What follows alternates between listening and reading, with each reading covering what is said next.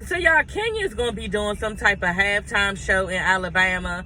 And the girls are on the bus, and Sonya brings up, did y'all hear what future baby mama said? She said, well, it was all good when I was eating your booty. Girl, y'all, they all talking about how, oh yeah, I ain't never eat no booty. I'll take it, but I'm not eating no booty. You know what I mean? And Sheree looks over at Kenya and was like, Kenya, what did you do when you did it? I said, you know what? Y'all, and Kenya was sitting there like, bitch, you wasn't denying that shit. Like, you ain't do it. You sat there and just looked like that. Like, Kenya must have told them that she ate somebody's ears. Okay, girl? But yeah, honey, that's a no-no. Okay, you supposed to be a receiver of that.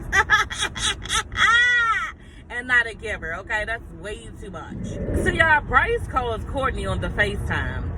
And Kenya was like, Bryce, there's only one Bryce that I've ever known, and we was in Trois. Y'all know, well, y'all probably don't know the movie, but it was called Trois, like Menage a Trois. And she said, I was in the movie Trois with him, and we did a couple scenes together. And he's in that group from Groove Theory. That's what I really remember him from, Groove Theory. But anyway, y'all, Kenya is going on and on about how stunningly beautiful, okay? These are her words, stunningly beautiful he was, okay? I'm like, now y'all know y'all saw him on that second episode. You know what I'm saying? And I just knew right then and there. I was like, that's him? Y'all, when you see him, you'll have to zoom in. Like, are you serious? It looked like a whole nother person. But y'all, when Courtney showed Kenya him on FaceTime, Kenya was like, oh, this high pitch, oh, like, girl. Her face, she had a poker face on. She really did. But her voice gave it all the way. Like, it gave it all the way. She was like, oh, hi. Girl, she was shocked, and I would have been too, because Bryce looked like he been through some things. I know we grow and we get older, so our looks change. He looked like a total another person. I would have never guessed that was him, ever in a million years. Like, if somebody would have put money on that, girl, I'd have lost all of it. Hey, y'all, it's your girl again. I'm banging out these videos, y'all, because I'm doing a while drive to work. So it's 6:16 in the morning, okay? I left out like 3 minutes ago. Anyway, y'all, let's do Housewives of Atlanta, okay? Episode 4, okay? The episode starts off with Sheree and the OBGYN doctor. And she's having a lot of pain, a lot of bleeding. The bleeding won't stop. I know that all too well, y'all. I don't know if y'all know, but I mentioned in several of my videos that I did have fibroid surgery. And I was down for 8 weeks. You know what I mean? It is a major surgery, and it's a surgery that I needed to get bad. So, Sheree is saying basically she don't know if she's going to get it. OBGYN is giving her different options, 2 different options. Because the fibroids are big and they need to be removed or dissolved. So the one option is for her to take, I think, a pill or something, or maybe it's a procedure, but to minimize the fibroids. And the other procedure is to just get the fibroids removed, which I had fibroid removed. And so, yeah, I got that. It wasn't that painful. It was painful when I woke up. They just gave me the pain meds or whatever. But at the end of the day, I was glad that I got it, y'all. And I actually panicked when I was right there about to get it, because I had never had I did have 2 cesareans, so I did have a major surgery, but when you're young, I was 24 and 29, you don't really care and look into it like that. You just say, I'm going to surgery. But as a 46-year-old woman, I was just nervous about being put to sleep, you know what I mean? And so yeah, that's why I'm not afraid of getting put to sleep with my tummy tuck, y'all, because I already been put to sleep. That was a lot of people's concern, being put to sleep, and you just go to sleep and you wake up and it's all over, you know what I'm saying? So I'm not afraid. You just have to trust in the anesthesiologist that he's doing his job, and just a lot of prayer. But anyway, long story short, Sheree is saying how she just doesn't have time to be, off from work for 8 weeks, because she needs to continue to do She by Sheree. You know what I'm saying? And at this point, I'm thinking to myself, girl, She by, that's it. Like, how long you gonna be working on She by Sheree, girl? You gotta be done with that sooner or later. But Sheree said this is what she gotta do, and she just gonna, look for other options, which I don't know what other options mean. So I guess she just gonna go ahead and try to minimize the fibroids, but you take a chance on them growing back. That's why I got it. And the doctor was like, because I was like, well, what if some more come? And she was like, well, then that's when you gotta get a hysterectomy. So, as you get older, y'all, things just start happening down there, and it's out of your control, y'all. So blessings to Sheree, Yeah, Sonia and her family entourage of worker bees, okay?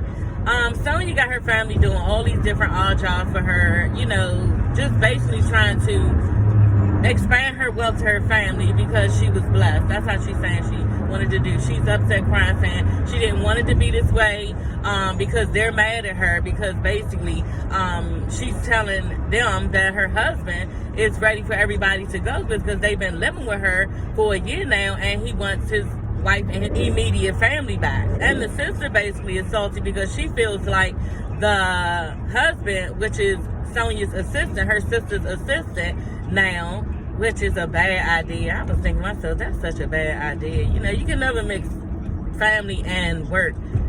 It's just like way too much. Gotta be. Friends is too much, so family, I know it's gonna be definitely way too much. Her sister feels like her husband is being taken advantage of, so she's pissed about that. She's also pissed that her husband wants them out of the house. But I'm just thinking to myself, how long do you think that you're supposed to stay at your sister's house? Don't you want your own space? Like, I don't understand why they're so mad. Maybe they, some families, you got them like that, y'all. They just this close, so they just probably real close. She don't want to separate from her sister, and she's pissed. But how can you be pissed because she wants you to leave and she's taking advantage of your husband? Like, I don't get it, y'all. Make it make sense. So, y'all, after that, they stop off at this bucking class. So bucking class is some type of majorette dance that they do in college. And Kenya said, okay, we're gonna have a bucking competition. You know what I'm saying? So they do all these like sexy dances and everything. And so it's Marlo, Sheree, and Sonia, okay? I think I'm forgetting somebody. It could be just them three. And they got other dancers, so they supposed to be in competition. Kenya's supposed to be the judge of it, y'all. They out there practicing. And Kenya's in the background. She practicing doing her little twirl and everything. She looked real cute. I can't wait to see her halftime show because Kenya can twirl with the girls. Okay, she is really doing a good job with her sex appeal and dancing. I really like it. And I did not know she had those type of moves, honey. Okay, go ahead, Kenya, girl. Y'all know. I don't know if y'all know, but I don't really care for Kenya, but because she do the most. So do Marlo too, but I feel like Kenya does the absolute most, like all the time. I told y'all she's hateful, very hateful. But she's back there while the girls are practicing. She's back there taking selfies, honey. Okay, she's back there taking selfies, and I was filming her on it, and they come back there like, girl, what is you doing? Come on, we ready for the judging? We practicing and everything. Are you ready? And she's just like, okay, one more. And she doing all this shit, and I just filming her on that pot, y'all, because everywhere we go, I gotta record, and I gotta take selfies, and I gotta it just be too much for my family sometimes, and they be like, bitch, could we please just move on, honey? Everything don't have to be for you and the gram, okay? It just doesn't, okay? And we need to go. But anyway, they finally get Kenya out of her, self mode, and she judges the girls on who did the best dancing. Now, at first I thought it was Marlo. You know what I'm saying? I thought it was Marlo because she, like you said, she had the mega knees, and they showed her from last season. But y'all, when you really took a good look, it was Sonia, okay? Sonia had the mega knees, and she was giving up the moves. She was doing the moves real good. Sheree was not doing a good job when she was giving up those moves, y'all. Sheree was stiff, and she was real slow with her movements, like she really couldn't catch the beat.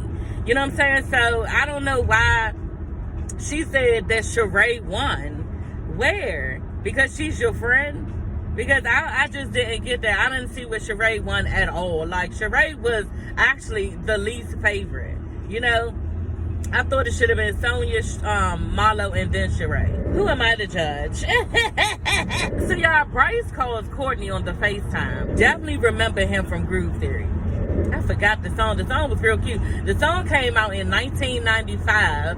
It was 3 group members. It was a real pretty red girl. It was Bryce and somebody else. And the song came out in 1995 when I went to college that year, and it was nice. They was playing it in all the little clubs. What you doing in the clubs in college? Girl. But no, you're supposed to go to clubs in college. You're supposed to go to class too. Okay? But yeah, so he was in that, you know, little group. But anyway, y'all, Kenya is going on and on about how stunningly beautiful, okay? These are her words, stunningly beautiful he was. Y'all, when you see him, you'll have to zoom in. Like, are you serious? It looked like a whole nother person. Y'all, Kenya's in her confessional, and the producers asked her, you know, have you ever dated Bryce? And she said, yeah, no shade, but he was a beautiful man in the 90s. Meaning, yeah, no, honey. He was a beautiful man then, but yeah, ain't no hats on that. Kenya, you ain't answer the question. Did you date him or not? You talking about how he looked back then, but did you date him? She probably did, those sluts. Kenya, girl, you got these girls in these low-budget rooms, okay? And she do all of this faking, you know? And, yeah, Marla was saying, like, how dare you? Because Marla was bragging about how she gave all of the girls all of the things last season back in Blue Ridge, and she really did. It looked like they had a ball, a really nice time. It looked like everything was well planned out. Like Marlo said, we had catering 24 hours, cheese boards, cocktails, concierge, you know, and Kenya got the girls in these small rooms with these many tight-ass champagne bottles. Like, it was so tired looking, y'all. The champagne bottle was so little, and the holder of the champagne bottle was little with it. Like, it was tight, and Kenya need to stop with her better than everybody else, but bitch, you looking lower than everybody else. What Sheree say? The hostess with the leastest. Because you was. Give me Sheree that small ass room. Tell me who get the best room. Girl, it wasn't no best room. So Kenya all bragging about they going to a fashion forward cocktail situation, y'all. And telling Monyetta to change out of her really nice silver short jumpsuit. I thought it was really pretty. I think that was Ivy Park from her drop before this last one.